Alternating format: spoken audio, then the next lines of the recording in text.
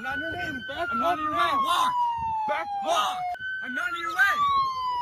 All right, everybody, we are not going to stop talking about this, and we are not going to let this story go. On screen now is a photo of Lorenzo Salgado Araujo, a 52-year-old father, a hardworking man, and a business owner who was just killed by a rogue agency named ICE. ICE has already claimed the lives of multiple American citizens. Over a dozen immigrants, people in detention centers have been killed, and this is one of the most disturbing stories yet. We're going to walk through the series of events that happened, and through that, we are going to debunk the narrative that ICE is trying to push on the most impressionable of Americans. ICE is trying to pervert and distort this story to make it seem like Lorenzo was the bad guy when it was anything but. ICE has violated hundreds of court orders since Donald Trump took office. Even one Bush-appointed judge pointed out that ICE violated 96 court orders just in January of 2026. That is more violations than any agency in American history has seen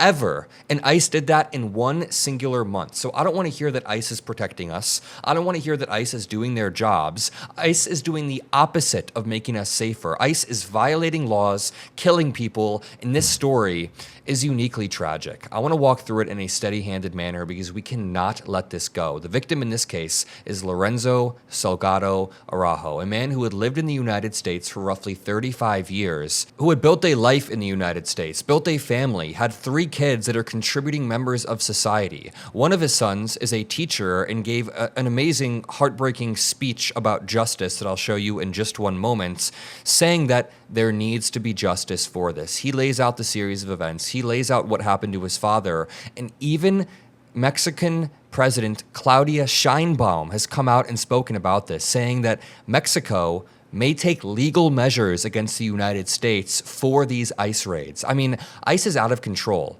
Lorenzo was a father who has worked in the United States, built a life, started a business, started a family, and is contributing to our society. ICE decided to surgically target him while he was on his way to work in Houston, Texas, early morning just 2 days ago.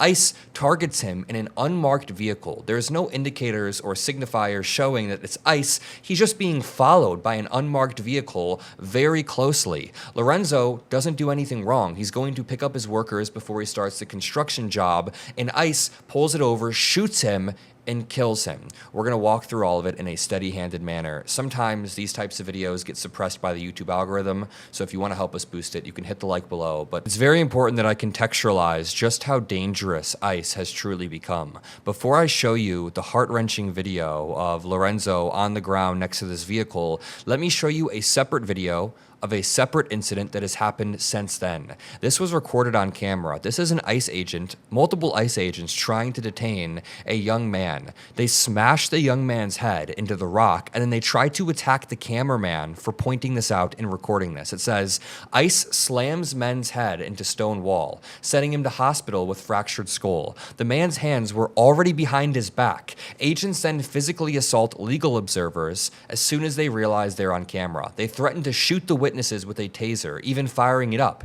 Agent holds taser sideways, gangster style. Is this proper training? This happened in Chicago, Illinois, where I live and work. We're about to get to the Lorenzo story in Houston, but I need you to understand how rogue and violent this agency is. And then when court orders come down telling them to reel it in, they ignore the court orders. It's like Trump's personal Gestapo out there killing people, hurting people, fracturing their skulls with zero accountability. Sir, sir, what is your name? Back up! Back up now! Back up! Do you have a name? Back up! Do you have a name? Back up now! Go. Do you have a name? Go! I'm not in your way. Walk. Go! I'm not in your name! Back I'm up not in your way. now! Walk. Back Walk. I'm not in your Back way. up! I'm not in your way. I'm not in your way. Back up now! Your car's there. I'm not in your way. Back up! Back up now! I'm backing up! Sam, right here. Back up! Back up! I'm off not me. in your way. Back up! I'm not in your way. Back up! I'm not gonna tell you again. Back You're not up! in your way. I will arrest you! You're not in your way. Your car is there. Hey.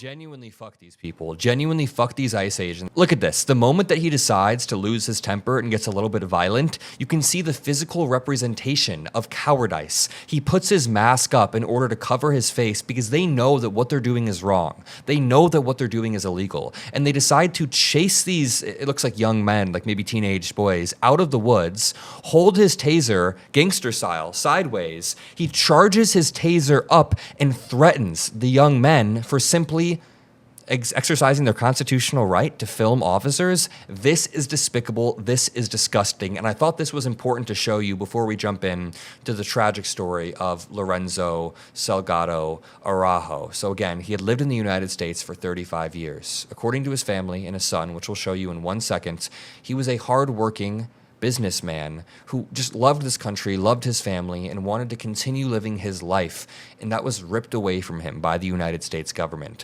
Ronaldo Salgado, the son of Lorenzo, made the initial Facebook post before he held the press conference, and it said this: "My father, Lorenzo Salgado Araujo, a hardworking Mexican man, was the man killed by ICE this morning in East End. My father had been in this country for nearly 35 years, working in construction to provide for myself, my 2 brothers, and my mother. He was in the process of obtaining his work permit through the legal process. He was on his way to work, picking up his workers. My father did not deserve this. Please respect my family's privacy during this time. There are a lot of videos and photos out there of my father's final moments that I do not wish to see. For more information, I will be speaking at a press conference with the support of LULAC tomorrow, Wednesday, July 8th. Now, let's watch this press conference, and then after, on the other end, we're going to debunk the ICE narrative of this all. We're not going to show any disrespectful videos because the son wished us not to, but there are videos of his car afterwards with 0 damage on the front end, which goes in direct contradiction to ICE's claims that he tried to ram their vehicles. They said the same thing with Renee Good, that she was trying to ram them. They even said the same thing with Alex Preddy, that he was trying to take his pistol out. These people lie with 0 accountability, and let's listen to this. I urge you to watch until the end of this section. With all the hope in the world, I drove to Bentop Hospital, the hospital that I was born in, my brother Lorenzo Jr. was born in, and my youngest was born in. I went to Bentop Hospital and demanded answers, but no one could give them to me. I learned of my father's passing from a news report on social media. Not the hospital, not law enforcement. Through a collective effort from local organizations and elected officials, we got answers. My father's death was confirmed. I had to call my mom right away to give her the terrible news of my dad's passing before she had to find out the same way I did. My father was a simple man, a family man, a man of routine. He dedicated his life in the United States to giving his family the American dream. He raised my brothers and I on the idea of education taking us so far in life. So through his hard work and inspiration, he saw me attend the University of Houston and graduate from there. Saw Lorenzo Jr. attend and graduate Tufts University in Boston. And my youngest, who is out of state, who goes to college out of state, who still relied on my father for financial assistance for his tuition. All of us are, all 3 brothers, all 3 of his sons, American citizens, his pride and joy, highly educated. After nearly 35 years of working to give us the American dream, he made the choice to begin the process of obtaining his American dream through a work permit. We dotted every I, crossed every T, filled every document, attended every appointment. He was close to obtaining his legal status. My father was a private man, a man who dedicated his life to work. He worked the last 30 years of his life building homes in the Houston suburbs. Part of his dream was to build a house for himself and his family, just like the hundreds he had built for himself over his career. One that he could call home. One that he can call ours, our home. And he did. After he built his own house with his crew, composed of family members and other loved ones. He achieved it. After it was built and up until last weekend, You can find him every evening after work, resting on his porch, listening to music, petting his dog. That's how I want the world to know my father. Not as someone who got shot and killed, but as a family man, a man who understood that good things come to those who put in hard work. I am deeply heartbroken to see that the man who taught me the value of hard work, family values, and education will no longer spend an evening on that porch.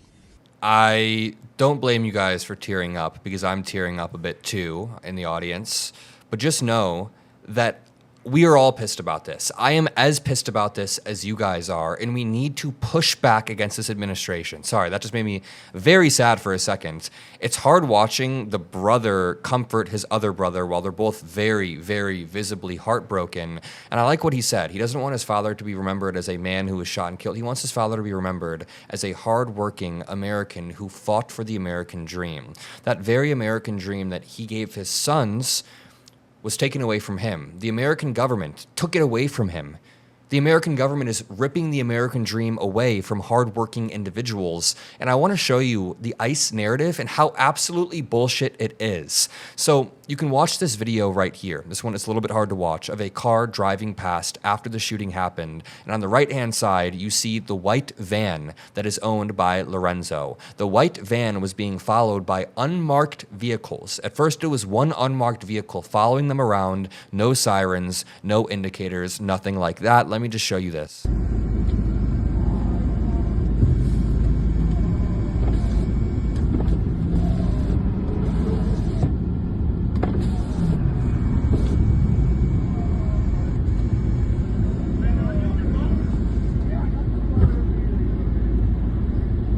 The incredibly tragic part is, all of it is tragic, but the incredibly tragic part is the son had to find this via a video on Facebook and then call his mother and tell his mother the news. But we have more information here. Video appears to show no damage, zero damage to the white van that the man ICE killed, who had lived in America peacefully for 35 years, despite ICE claiming that the vehicle had rammed an ICE vehicle and tried to run over an agent. These people are not credible. The reason I showed you that video is so you have context. This is the white van right here. There is not a single damage mark to this entire vehicle. It is entirely fine based off of every angle that we've seen, which entirely debunks the idea that he tried to ram it into a car. Operation.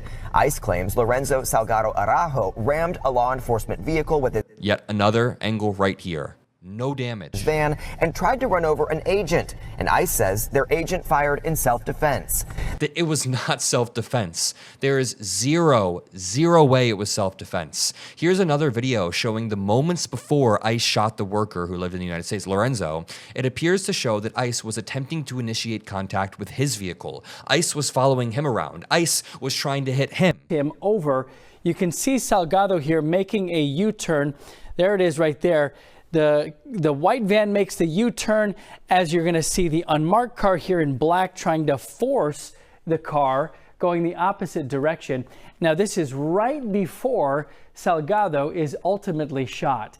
You're going to see the SUV pull over. Here's a closer look in front of the van after the truck passes by. You can see it right there. ICE collided with him. You can see it. I'm sorry that it's a bit zoomed in and hard to see on first go, but I'm going to play it one more time so you guys can see what's happening. ICE tries to bumper the side of his car. SUV pull over. Here's a closer look in front of the van after the truck passes by. Salgado makes the U-turn. He reverses for a moment. He heads west. Him over. He was trying to not get hit by ICE, and they killed him for that. They killed a hardworking American man for that exact thing. Here is the response from Claudia Sheinbaum, the Mexico president. No sé si hoy o mañana pueda. I'll read it for you all because there's just captions anyways. She says, I don't know if today or tomorrow, maybe tomorrow, present with Roberto, who is the son, because our objective is to go beyond from the diplomatic notes in what we propose in the Inter-American Commission on Human Rights. Because we cannot allow harm to our siblings that are in the United States. Here, I'll let it play. To our fellow nationals. Entonces, estamos planteando otras medidas. Ya lo va a presentar la Secretaría de Relaciones Exteriores. Es decir, las medidas tomadas hasta el momento no han tenido ninguna respuesta. Bueno, nos contestan, pero de todas maneras hay otra lamentable muerte de un connacional en Estados Unidos por asuntos de detención, cuando su única falta pues es no tener papeles, aun y cuando fueron contratados por una empresa estadounidense. Entonces no tienen por qué estar en centros de detención o utilizar la violencia. Entonces sí estamos preparando medidas jurídicas, obviamente, más importantes. Very well said from Claudia Scheinbaum. She says their only offense is not having papers. After being a hardworking businessman hired by a U.S. company, they get killed for not having the right papers on them.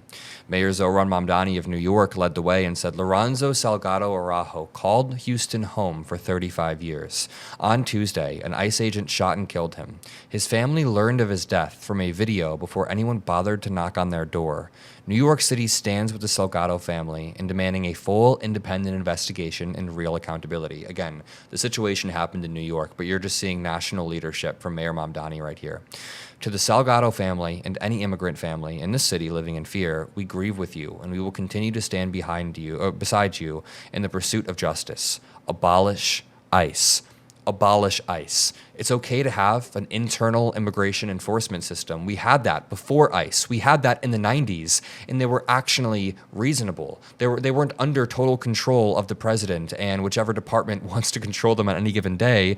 Today it's the DHS, but there are times when the DOJ is spiking investigations into ICE. There are days when the FBI is spiking investigations into ICE, making sure they don't happen. These people have zero accountability, and we need leadership pushing ICE away. What seems to have happened is Donald Trump riled up so many of his dumbass supporters into joining ICE despite having zero training, zero de-escalation skills, zero ability to do any of this. And that's why you see these out-of-shape, untrained pieces of shit in these videos popping on their masks and holding their tasers sideways. Absolutely despicable. And how many more people have to die in the United States with zero criminal record, having done nothing before we actually hold ICE accountable? When Democrats get back into office in 26 and 28 and beyond, we need to have all of these ICE agents, Kristi Noem included, even though she's gone, Kristi Noem included, have all of their asses sitting down in chairs in front of an oversight committee, masks off, and asking them exactly what the hell they think they were doing, and asking them and figuring out whatever consequences need to be given. I love you all. I'll see you all in the next video. Rest in peace to Lorenzo Salgado Araujo. Rest in peace to Alex Preddy. Rest in peace to Renee Nicole Good and the dozens of other who have been killed by ICE. We are going to continue to cover this. I love you all. Peace out.